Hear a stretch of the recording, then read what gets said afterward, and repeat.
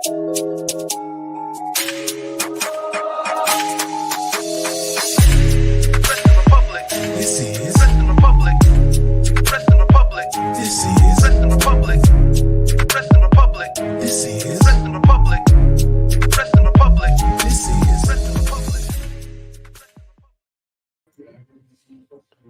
afternoon from the DMV. It is I, Shad Talks Graphs on Instagram, OCDMV703 on X. If you're not following me, there is something wrong with you. We are here with a review of Monday Night Raw. We had a pretty eventful episode again. Seems like Raw is kind of setting the tone for the WWE shows these last few weeks. And we got familiar faces to break it down, man. This has kind of become the impromptu uh, Tuesday crew. So I'm excited to introduce them. If you don't remember, well, I'm gonna let you know who they are. We're gonna start off with my co-hosts. Well, I'm gonna see after this too. The head of Take It to the Table. Chaos, how you doing, bro? What's up, everybody? Not much. I'm just busy here drinking my Wraith energy drink for everyone that wants to have a little sample of these, which is better than Prime. I ain't gonna lie. You don't have that weird aftertaste. You don't get that grainy aftertaste. Be sure to check this out. Wraith energy drink. If you use my code Chaos Wraith, you get 10% off on all Wraith products. Yeah, I'm happy to be here. It is Fun Day Tuesday. And yeah, it's not Sunday Monday, it's Monday Tuesday. And yeah, I want to talk about this very enjoyable Monday Night Raw. It was very fun. A lot of stuff happened. I ain't gonna lie, it's been very productive. But yeah, I can't wait to get through it and then chop it up with you guys. So let's get straight to it. For sure. And definitely eventful to say the very least. I can't forget the last person. Y'all probably just saw him because I messed up doing that real quick with a camera cut. But he he is. Some say the best for last. Jordy, I hope you feel that you're not offended by the camera cut. How you doing, boss? There we go. My mic was muted. That was a close one. Yeah, no, I'm good, bro. I wasn't offended. Honestly, I didn't see it until the last second, and then I saw myself, and I was like, "Oh, God, right, look alive." But yeah, no, I'm good. We're back Tuesday again. Same squad. It's getting to be a familiar thing, and I'm a fan of it. We've, like you said, Shad. I mean, another racy episode of Raw that it's got the internet talking, and a bit of a throwback to an era gone by. And I'm excited to talk about it. So some stuff I liked, some stuff not so much. So yeah, excited to get into it.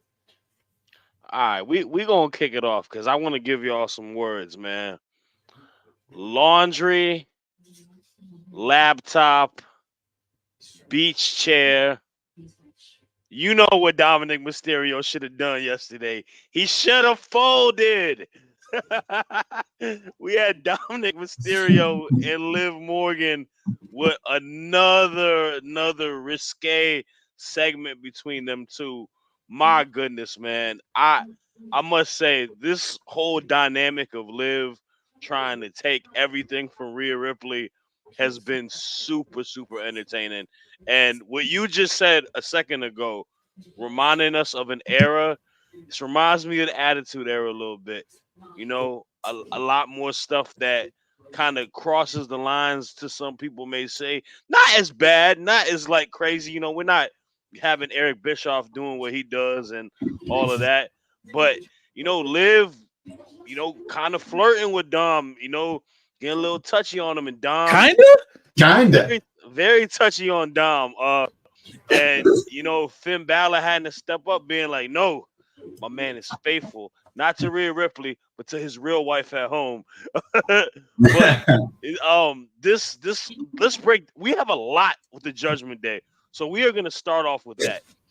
Liv Morgan, Dominic Mysterio. Liv obviously coming out talking about last week in their kiss, saying, I love the line that she said. He said, "Mommy's gonna kill you," and she laughed and said, "She's gonna kill you too." Chaos, man, break it down, bro. I'm excited to hear what you got to say about it.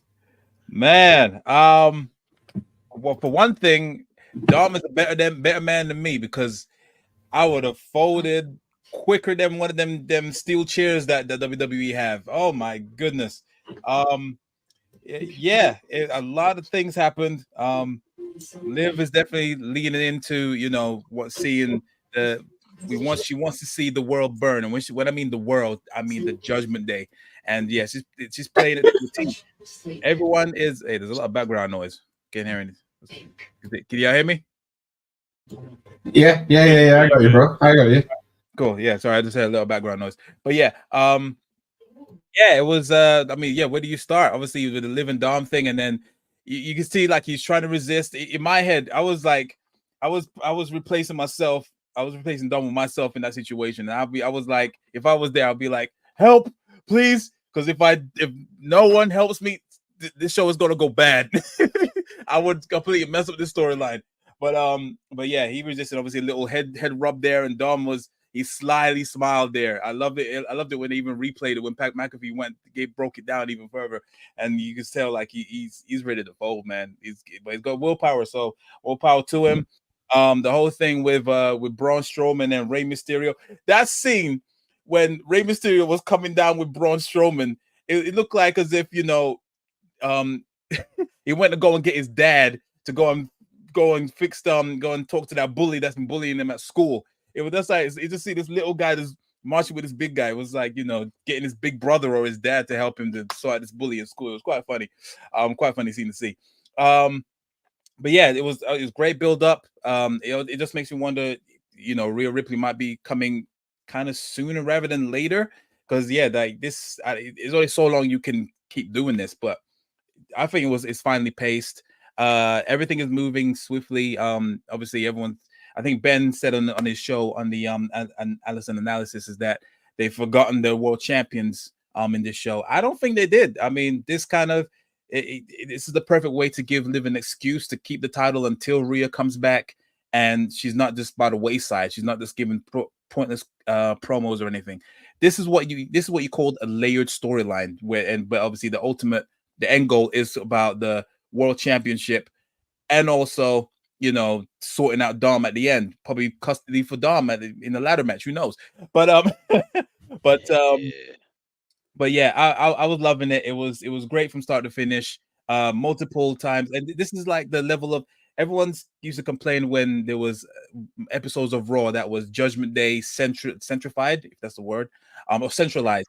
And they think it's too much. This I feel like I was fine with, you know, the Judgment Day being the forefront and that there was a purpose and it was carefully constructed throughout the episode. It didn't feel too much, it didn't feel too little.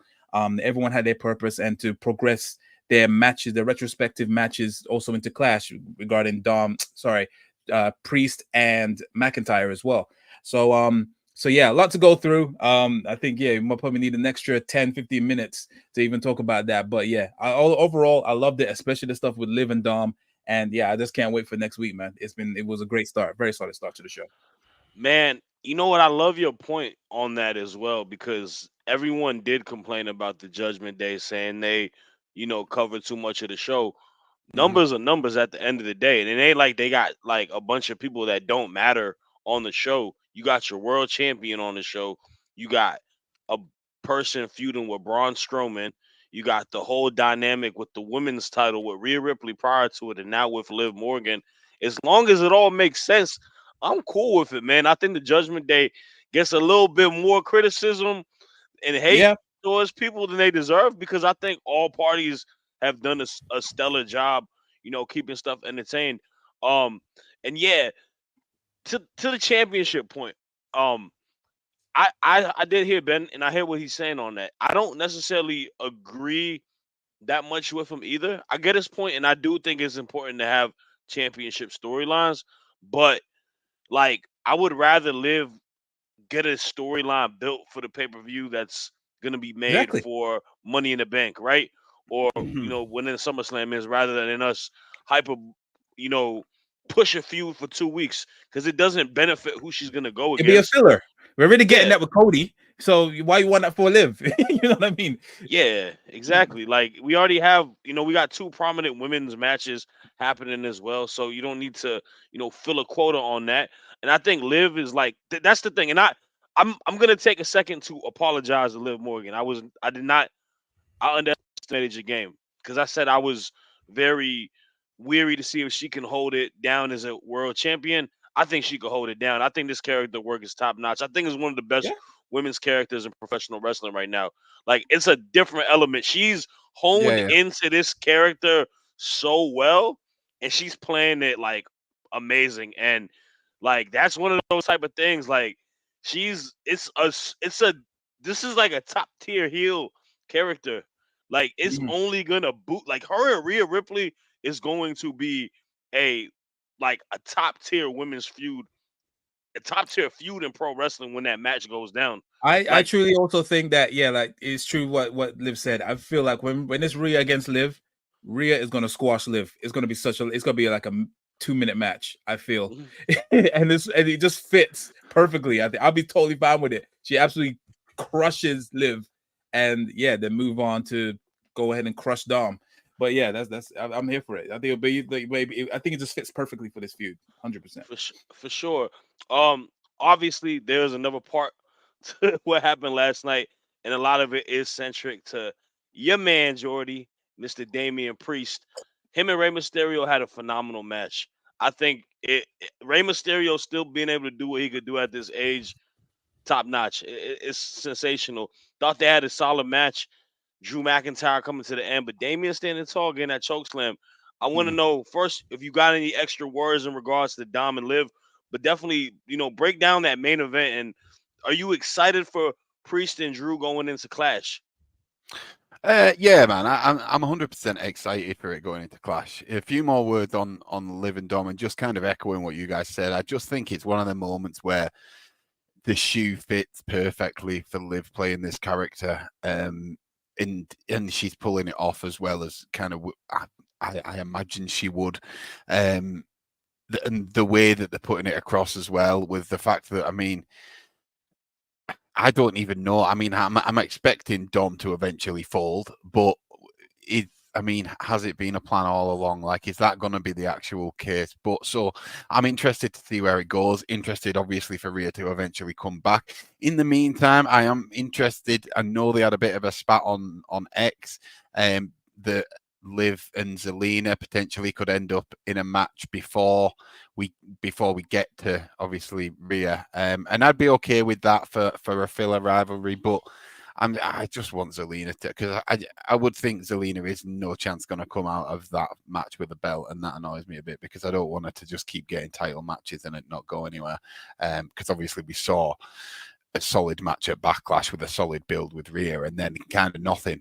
So I would be weary of that happening again. But the main event itself, yeah, I mean, I enjoyed it. You can definitely tell, I think, that Rhea is starting to slow down a bit, but that isn't.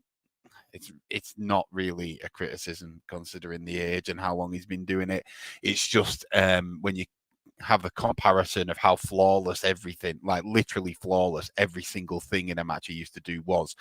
I just feel like I'm starting to see like little things that, to be honest, I see top guys, current top guys doing. So it's not the end of the world, but it's just like you never used to see it from Ray. So, but like everything, it's clock's ticking. With obviously we saw with AJ Styles, although it was a fake, that these guys from our childhood, they're not going to be around forever, so we should just appreciate it while we are. And with that in mind, the match we saw was great. I thought the end was really good with Damien standing tall over Drew after I thought it was a great choke slam through a table. For some reason, I feel like Damien quite often ends up with the old issue of the table not collapsing and they just land flat on the table.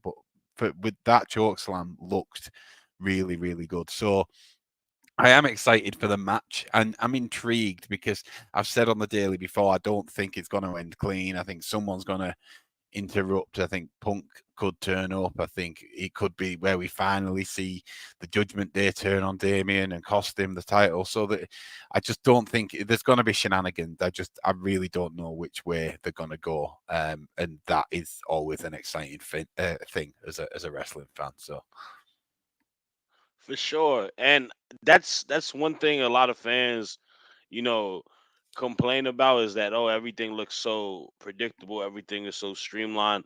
And yeah, to your point, this is a match where I could see either gentleman be victor at the end of the day.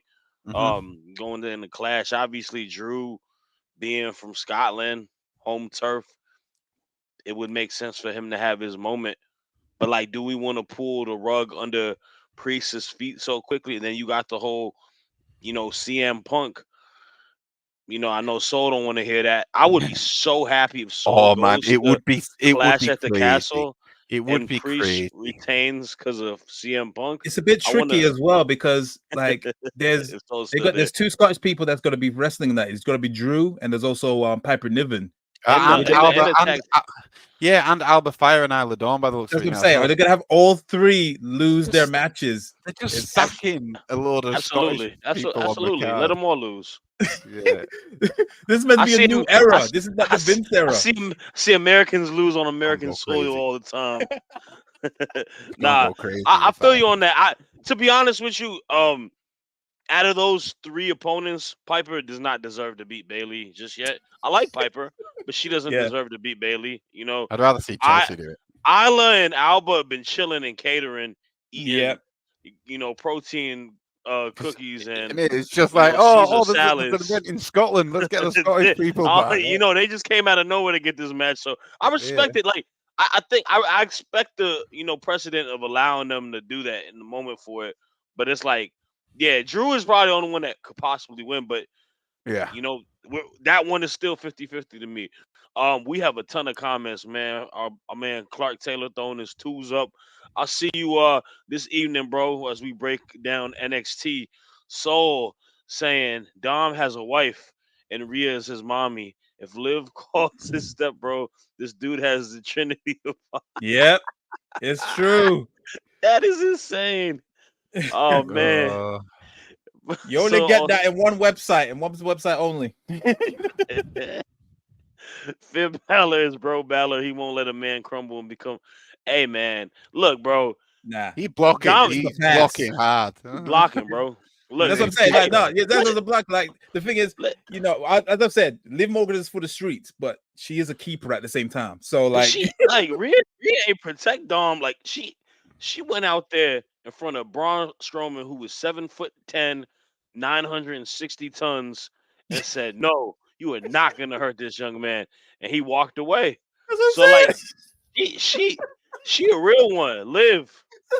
Look, man. He didn't even say anything. He was just like, I reckon Rhea would have speared him. Rhea would have just charged him and speared him. Remember that time when Dom said he needed a wife? Liv might be Medusa, bro. She put some stone. Oh yeah, she's turning something to stone, all right. Flipping on. I don't even know if that's PG, man. It isn't WWE anymore, man. Do we still have to be? Piper Niven is definitely, she is definitely losing that clash. Oh yeah. Oh man, but yeah, no, that definitely Judgment Day, man. Salute to them. They are entertaining. We've come a long way from when it was like Sammy versus the Judgment Day every week, and it shows it wasn't the Judgment Day that we had an issue with. It was the booking of the Judgment Day, and now they're getting booked well, an intrinsic part of the show.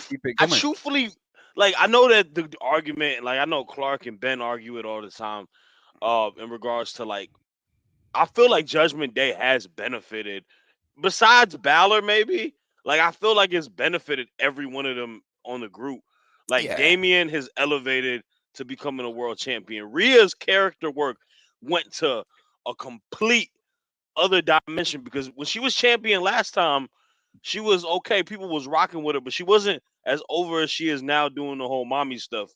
Dominic Mysterio, that is self-explanatory to see how much of a monster heel he is. And then JD McDonough, this is a good way to get him onto the main roster. Finn, he's the vet playing a role, but that we'll see, man. I still think he's benefited because I think mania matches. He was at Money in the Bank fighting for the title and stuff. Like, he might not have won much, but he's been a focal part of WWE for probably the past 12 months in the Judgment Day, and I think his role in that is to get these guys and put them over. So I think that was his aim and his goal, and I think he's massive. They have achieved that. Obviously, Edge originally, but then once Edge had gone, Finn had to take that role, didn't he? So Adam. We could, like I said, it was a jam-packed topic. We could talk about it for the whole show if we wanted to, but we will move on. There was more stuff that happened on the show, like Ludwig Kaiser versus Sheamus in a very physical bout. Ludwig doing heel tactics to give himself the competitive advantage and getting a victory. A little surprising to me, but I am happy about it because I do think Ludwig has more to gain as he is growing on to the scene as a single star. I gotta ask Chaos thoughts on the match, and I believe we're gonna continue this feud. This might be a little bit of feud for a while, but yeah, break it down.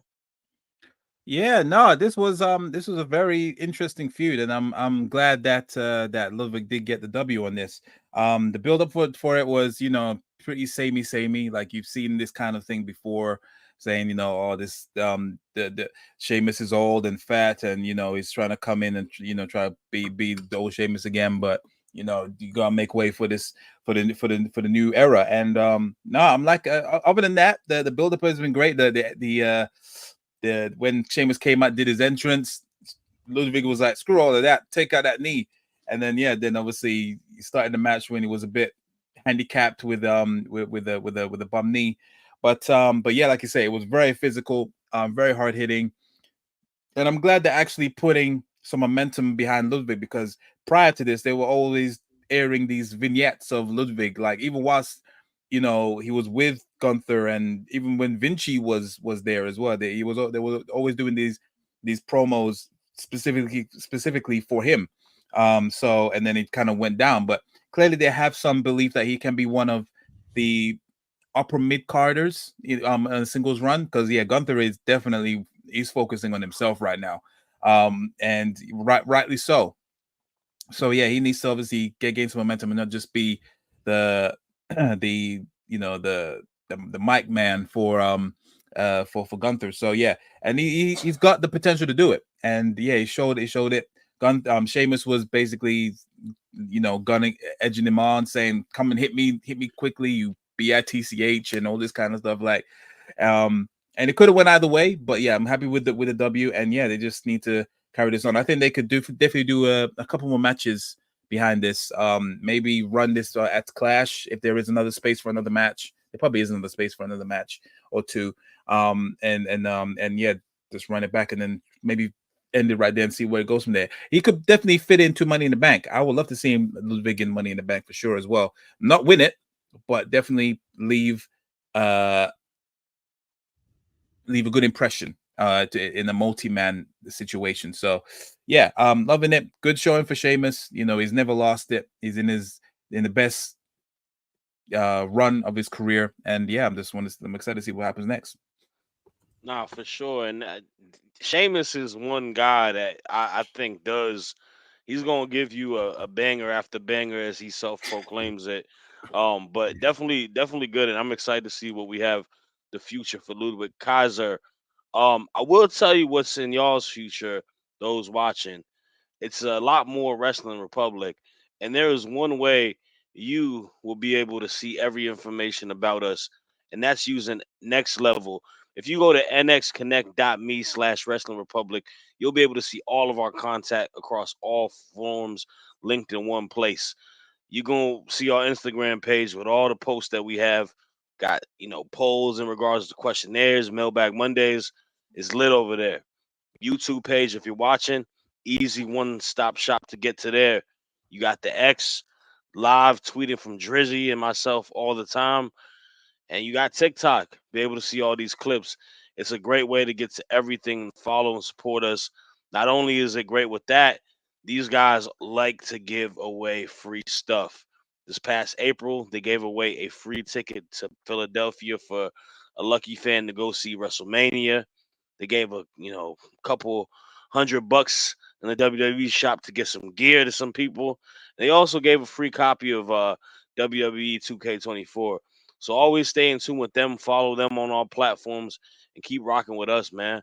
As we continue this show, we got another match that happened, and it was a match I was excited for because this is this young man Braun Breaker's first legitimate competitor. He's not going against local talent or whatever it may be.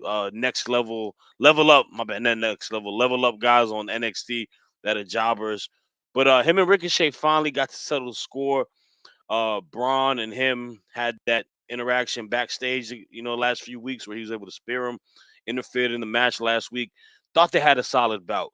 Ricochet is someone who's, been talked about a lot to people online and the IWC in regards to being underutilized and whatnot. But when you get to see him wrestle, you're wowed.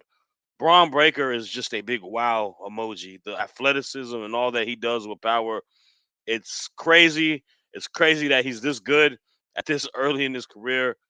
And yeah, he got the win. Got a little, Ilya and Braun interaction, and I think they announced for a match next week. So all in all, I'm excited for it. I gotta ask you, Jordy, what are your thoughts on Braun and Ricochet and just the future for Braun, Ricochet, Ilya, like all of that in general?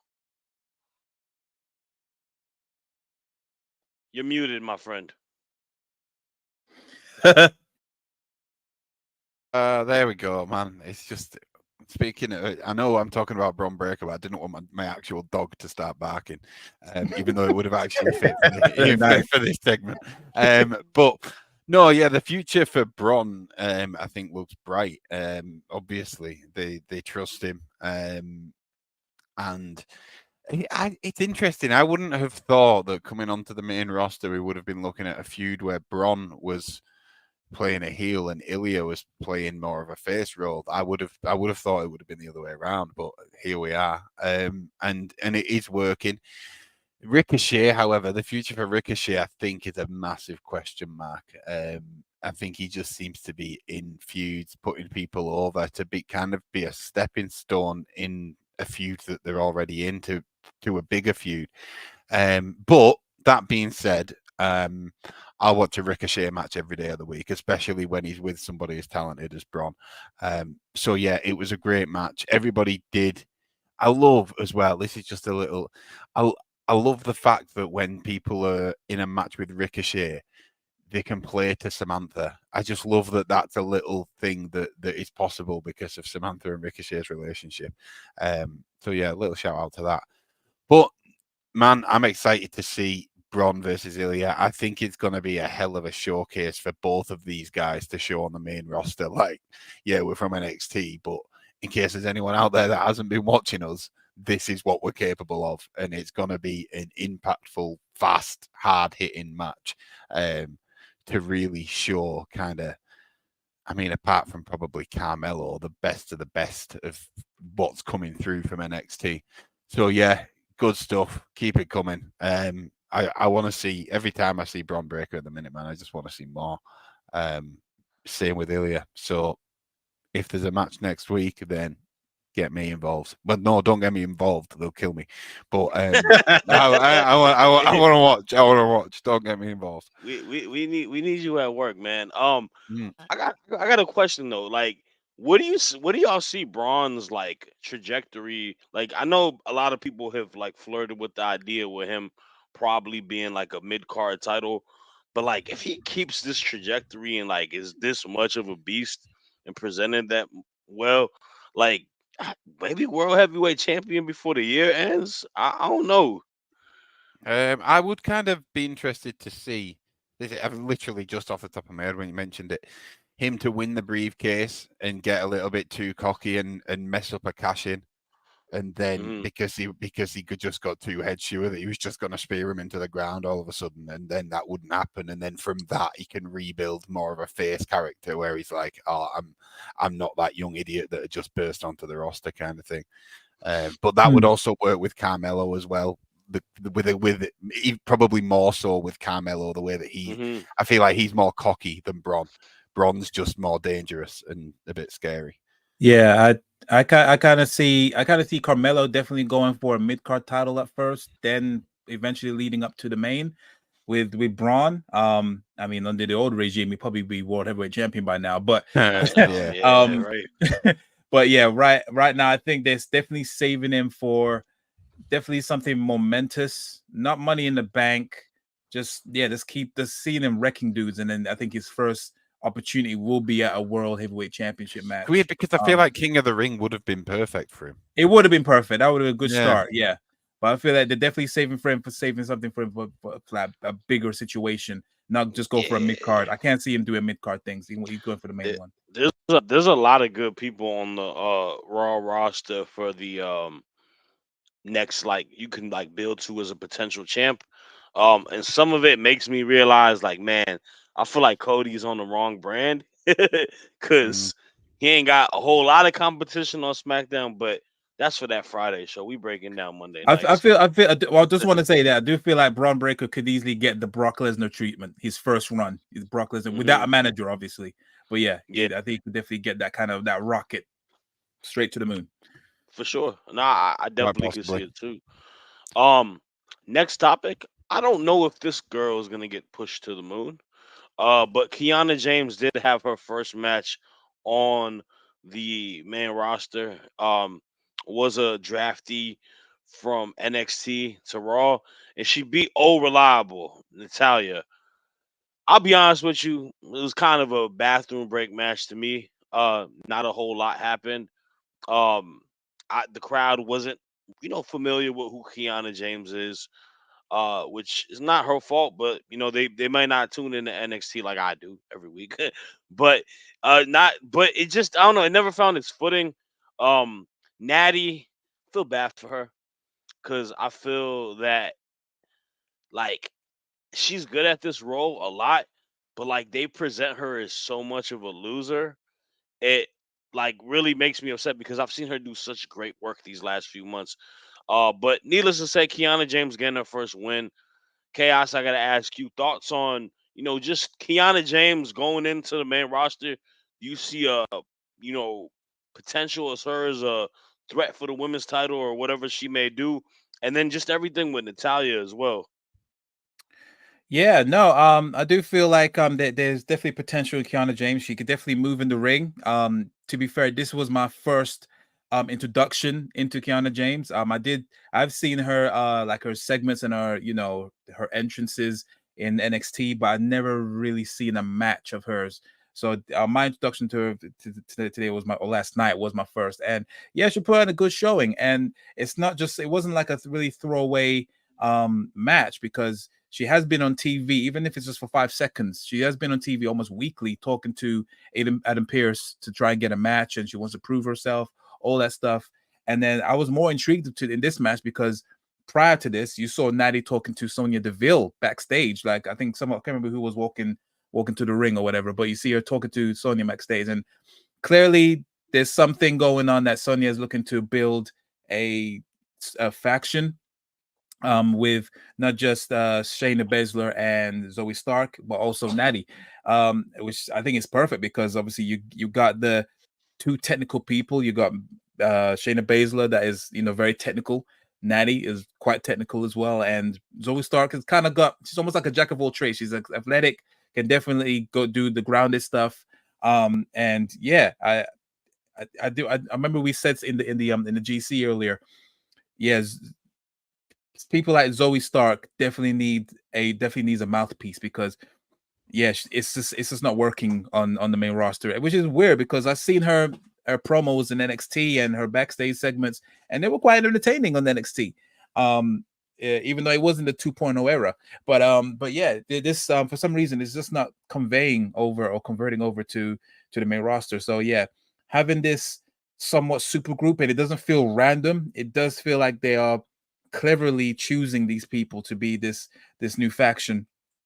And yeah, the women's division needs factions, not just random tag teams. I think it's about time we have like a possible dominant faction that could rival Damage Control. You know what I mean? So so yeah, I'm definitely down for it. The match, it was what it was. Like I said, there's no momentum going into Kiana James, but that's not her fault. It is what it is.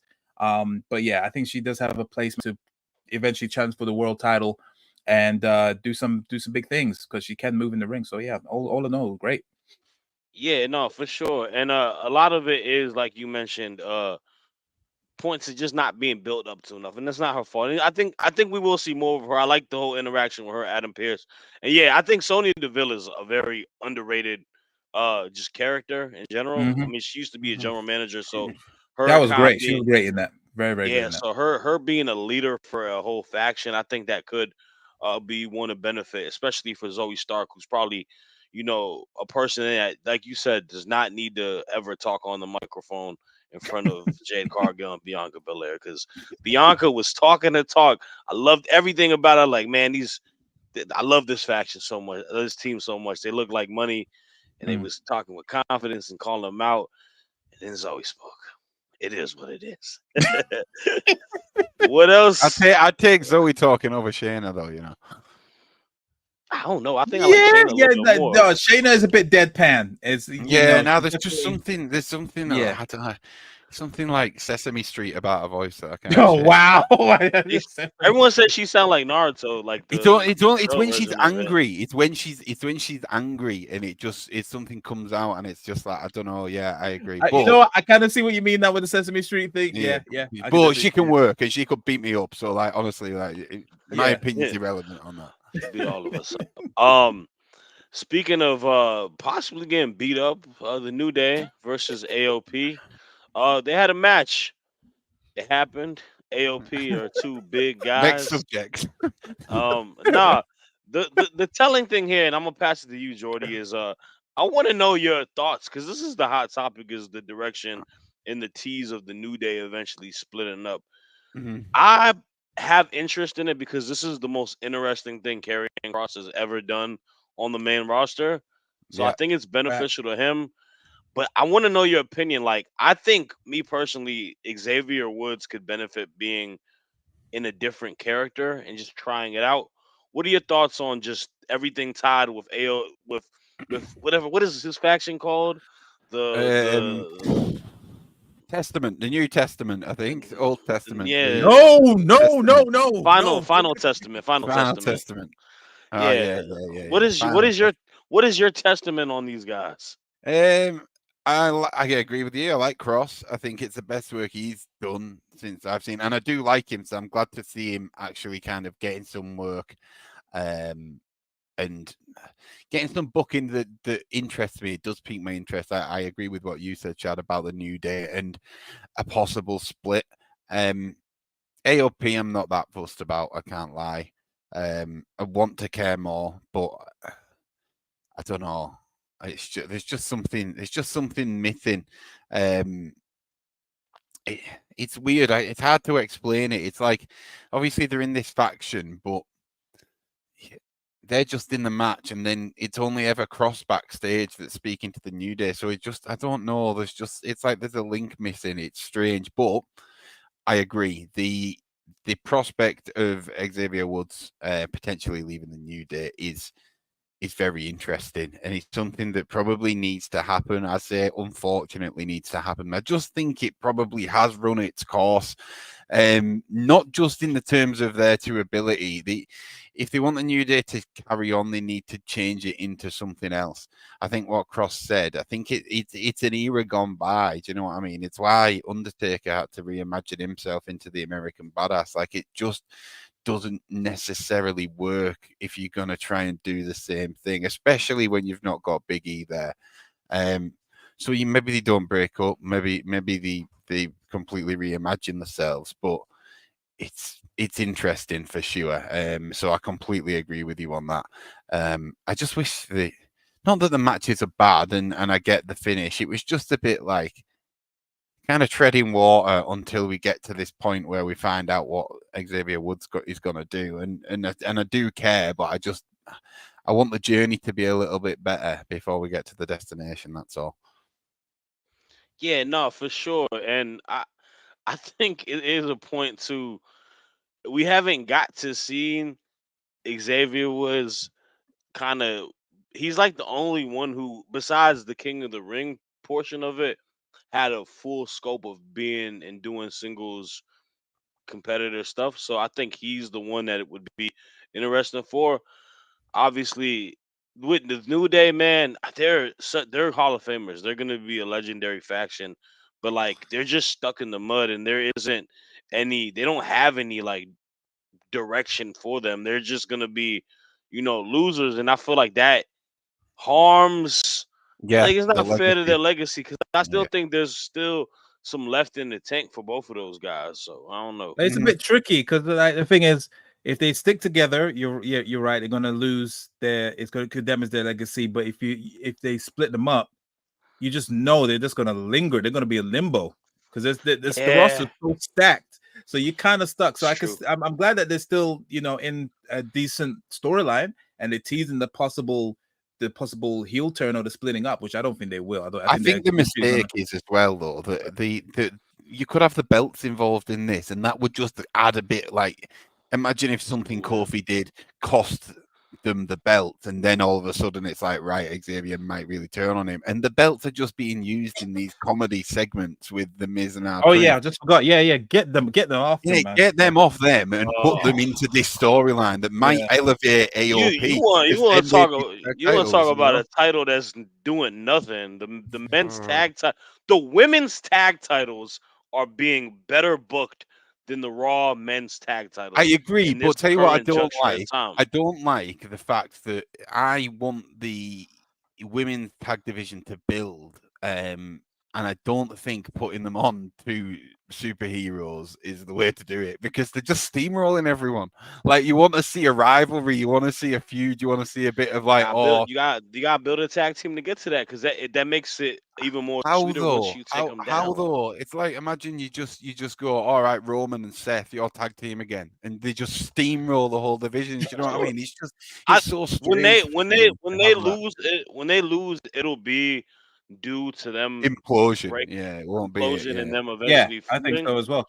But like I said, I don't think that does anything for the women's tag division. I think then what you've got is the belts are finally gone because the team imploded, and what you've got left is a division full of teams that have been getting steamrolled for the past however long. At least Bianca and Jade are not selling ice cream. That's all I gotta say.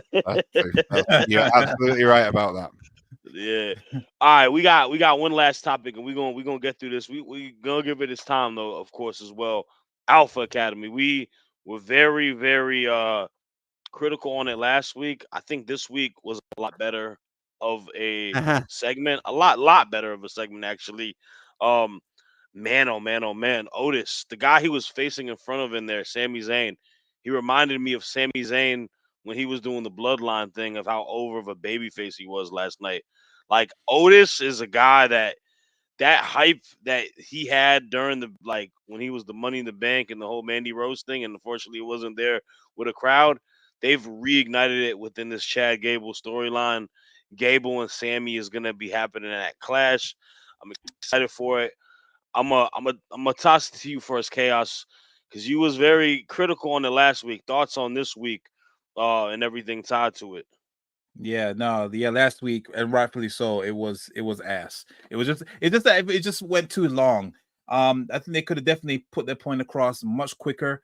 But the fact that they started it and then it went commercial break, came back, and then you just had this weird discipline thing going on. Yeah, it was just very corny. This one definitely was made the point across. I love the way that Gable used Alpha Academy to come out and deliver this message, and during that message, completely roasted all three of them. It was just absolutely, it was brutal. And then obviously Sammy was like saying, "You shouldn't be doing this. You know what? I'll give you a match. I'll give you your title match at Clash of the Castle." And then obviously Gable comes out and then steamrolls Sami Zayn. Perfect ruse. But then obviously during that, he was obviously again bullying Tozawa, Maurice. Oh my goodness. Maxine, brother. Maxine. I got it right. I got one letter right. Two letters right. Goodness sake. And then obviously, it was they were starting to stand up to him. Obviously Tozawa was like, "Stop it, bro." And then eventually back down. Otis kept getting slapped around. I was wondering what it was going to do to Maxine, but it eventually told her to, like, obviously get on your knees and beg for forgiveness, all that kind of stuff. And then obviously the little brawl. Sammy wouldn't obviously try to get Gable, but he bumped Otis, which caused Maxine and Tozawa to get there, get to fall off the ring apron. Again, Otis was conflicted as hell, more conflicted than ever during this whole storyline, but he eventually sided with He didn't really side with Gable. He just sided with Tozawa and Maxine. That's his real team. And yeah, I'm loving it. And then obviously Gable being the bipolar self, completely just saying that everyone played their role perfectly. Yo, that's why you're my number one guy. That guy is completely he's tapped, absolutely tapped. But I'm here for it. I know that match at Clash of the Castle is gonna be off the chain. Sammy may retain due to shenanigans, and then I think that's when you finally see the implosion of Alpha Academy, and that's when you introduce the Creed brothers. Because again, backstage, you see them talking to the Creed brothers, talking to the Creed brothers backstage, which I love this new era as well. You see the little snippets back, like in the background. You just gotta keep an eye on it. And yeah, either way, 10 out of 10, way better than last week. Keep it going, WWE. Yeah, no, it was a darn near flawless segment to all the points that you said, and man, major props to all the characters tied to it, man. Like I think Maxine has been doing a great job playing her role as well. But yeah, I'm excited for it, Jordy. I gotta ask, man, how are you feeling about last night's segment, and are you excited for Gable and Sammy? Which I think you probably would be, but do you think Gable is gonna win? Yeah, yeah. In one answer, yeah, I do. I think we might see some kind of Alpha Academy implosion happen at Clash at the Castle, but the Creed brothers will do the old turn up with the hoods on, and because Otis might not help Gable in the end, he might turn his back, but then Gable will have had a trick up its sleeve the whole time, kind of thing. I would like it. I think if you add a belt to this character that Gable is right now, I think his ego just doubles and he just becomes even more of an ass. So I just think it would be great. I want it for Gable. I think Otis eventually could have a shot at them winning it off him, which, like you said, if the crowd get behind him like we know they can, you've got a hell of a match there. So yeah, well, that wasn't in short, but yeah, I definitely want to see. And I'm a Sammy guy. I've always been a Sammy guy, but I think it maybe is time. How many times can we watch them fight again? Really, like we've seen it on Raw. We've seen it when obviously Gable turned initially. We've seen it in the triple threat. Like if you're doing this on WWE on Universe mode, like this would be when I pull the trigger and get the title to change hands. But that might be why I'm not a WWE writer. But yeah, I think there was an element of it last week, and I mentioned it that kind of it was a little bit uncomfortable. I didn't get any of that last week. It all felt quite believable. I think Maxine plays the part perfectly, as you said. So yeah, man, all rock and roll from me. Keep it going. For sure, man. I definitely agree with y'all on that. And yeah, man, I think we got a couple comments in here regarding that. Chris Leclerc saying Chad Gable wins at SummerSlam. Mm, Oh, okay. could definitely could happen. We'll see. That's That's a a long time though. little We've far got money from in the bank before then, haven't we? little far from Yeah, now. He yeah. said my man David Marsh saying he wants to win at SummerSlam too. Y'all, man, y'all realize SummerSlam is a few months away, but y'all are long term bookers in the comments, man. Unfortunately, we don't got a lot of time left here. We running a little bit past time here, but it's all love here, man. We appreciate y'all rocking with us. Remember, same time tomorrow at 8 a.m., 8 p.m. UK, 3 p.m. Eastern, 12 Pacific. Back tonight at 10 p.m. Eastern time for NXT off the air. I ain't about to do all the math for the other time zones, so you can do the math yourself. Just follow us on, subscribe on YouTube. But that's us for us, man. We'll catch y'all. Peace. Yeet.